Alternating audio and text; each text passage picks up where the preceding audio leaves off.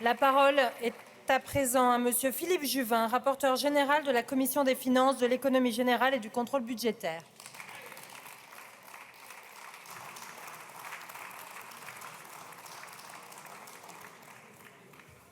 Bonjour.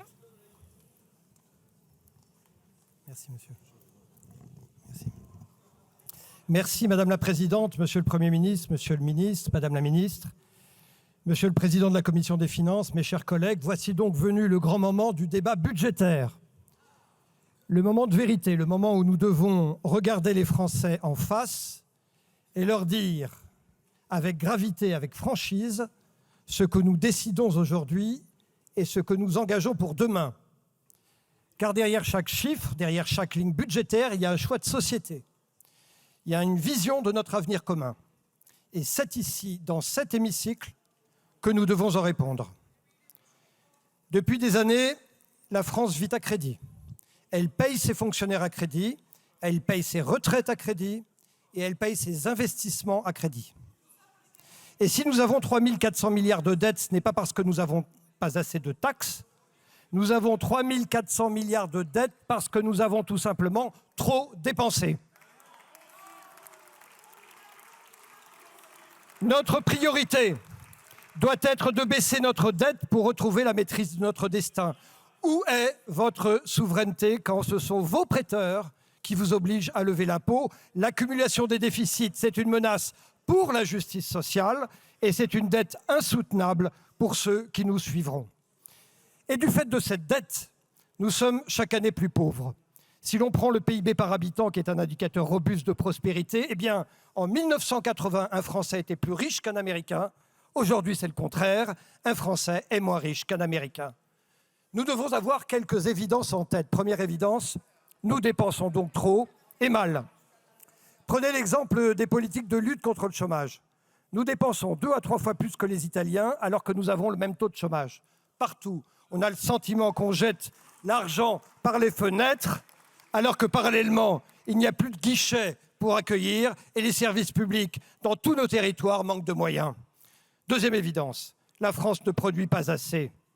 Quand vous divisez l'ensemble des heures travaillées en France par la population en âge de travailler, nous sommes dans les derniers en Europe. Nous avons plus de 5 millions de chômeurs. Et pourtant, je ne connais pas un seul hôpital, une seule PME, un seul artisan qui ne nous disent pas qu'il y a des difficultés à embaucher. Si nous avions l'activité économique de certains de nos voisins, une grande partie de notre déficit serait réglée. Si nous en encouragions mieux le travail, par exemple, en détaxant complètement les heures supplémentaires, nous enrichirions et le pays et les Français. Sur nos travaux maintenant, qu'ai-je appris de la Commission des finances qui vient de se dérouler? D'abord, je veux saluer le président Coquerel, qui a mené les débats, et les députés de tous les groupes qui ont su à la fois affirmer leur ligne politique tout en n'alourdissant pas le débat au risque de le bloquer. De tous les bancs sont venues des propositions. Bien sûr, les propositions des uns et des autres sont différentes, ça s'appelle la démocratie, mais je sais qu'il y a dans tous les groupes politiques des hommes et des femmes qui veulent aboutir. Et c'est à eux que je m'adresse. Nous devons, malgré nos différences, donner un budget à la France. Bien sûr, ce budget ne conviendra à personne totalement puisqu'il sera un budget de compromis. Mais le pire, mes chers collègues, ce serait, je crois, peut-être l'absence de budget et l'image terrible que nous offririons au monde d'un pays qui ne se gouverne plus. Le Premier ministre a annoncé la couleur. Ce budget est totalement amendable. À nous de trouver les voies de sortie, sans nous trahir, ni trahir les évidences économiques. Nous devons réduire notre endettement pour préserver nos marges de manœuvre et nous devons préserver notre activité économique pour préserver l'avenir.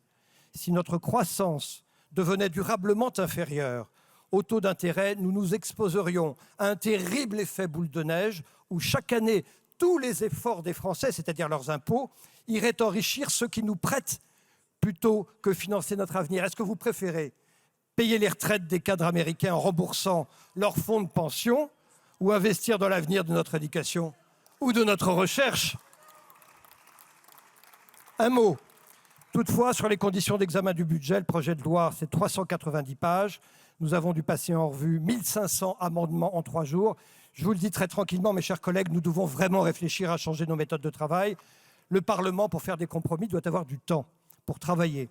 Et il doit y avoir des méthodes d'évaluation des propositions qui sont faites. Non seulement les députés travaillent dans la précipitation, mais les députés n'ont pas les moyens d'évaluer le coût des propositions du gouvernement et ni souvent des propositions qu'ils font eux-mêmes. Cela doit vraiment changer.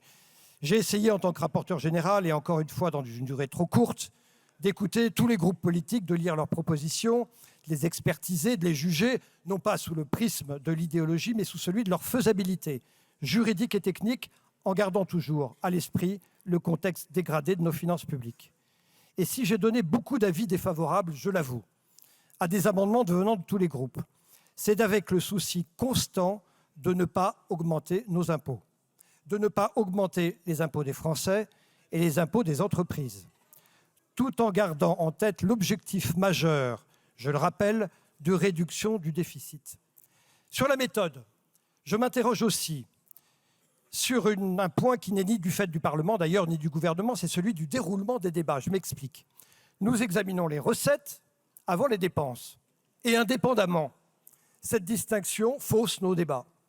Dans l'idéal, on devrait pouvoir discuter les deux simultanément pour pouvoir proposer des mesures cohérentes. Je vous donne un exemple. D'un côté, l'État verse des milliards d'euros d'aide aux entreprises, et de l'autre, il les ponctionne massivement, beaucoup plus qu'ailleurs. Si nous voulions remettre tout à plat, avec un double effacement, réduire les aides publiques d'un côté, et de l'autre, réduire la fiscalité des entreprises, on ne peut pas le faire. Parce que ce type de mesure qui prévoit à la fois des baisses de recettes et des réductions de dépenses ne peut tout simplement pas étudier.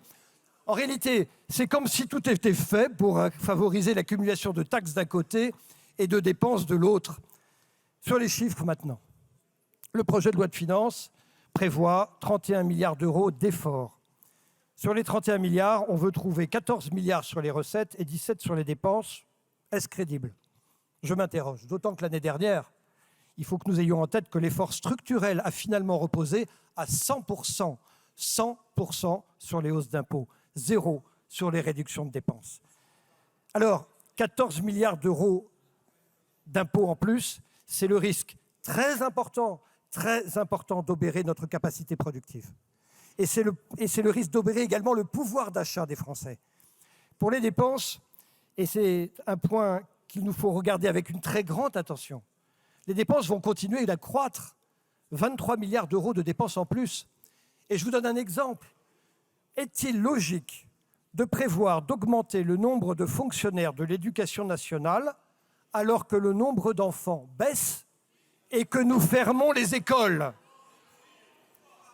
Mon sentiment, c'est qu'il n'y a pas suffisamment de réflexion sur le fond, sur les dépenses, et particulièrement sur les dépenses inutiles. L'État a peu à peu élargi ses fonctions, et à force de vouloir tout faire, il en est venu à être impuissant pour assurer l'essentiel. Savez-vous que sur 100 € d'impôts payés, seuls 6 désormais sont utilisés pour financer la sécurité intérieure et extérieure. L'État, d'un côté, finance le reprisage des vêtements, le changement des lacets, la taille des braguettes. Oui, mais il a de plus en plus de mal à assurer la protection de ses concitoyens ou les investissements dans la recherche et l'avenir. Pour dépenser moins, nous devons accepter de faire ce que d'autres pays ont fait. Le ministre, tout à l'heure, a rappelé le Canada du Premier ministre Jean Chrétien. Une revue générale, ligne après ligne de nos dépenses publiques. Réduire la dépense, c'est difficile. Et nous savons tous que le cœur des pleureuses se met en mouvement dès qu'on leur demande ne serait-ce que de ne pas plus dépenser que l'année dernière.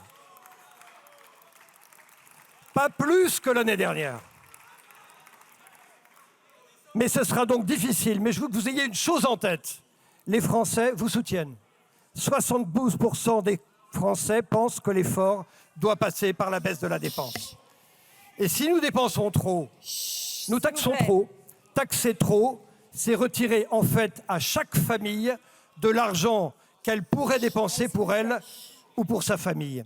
Si nous dépensons moins, mes chers collègues, si nous dépensons moins, nous redonnons du pouvoir d'achat aux Français. C'est une chose extrêmement simple.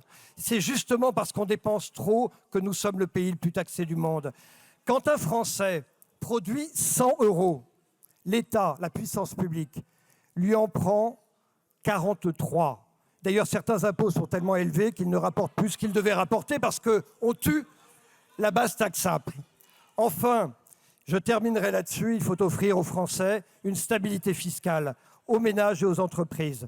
Et faute de stabilité politique, tentons au moins d'offrir à nos concitoyens la promesse que d'une année sur l'autre, les règles ne vont pas changer et qu'il n'y aura pas un changement de taux, une nouvelle taxe, une nouvelle règle. Apprenons-le, le pire ennemi du budget des familles et des entreprises, c'est l'instabilité. Les chefs d'entreprise nous le disent chaque année.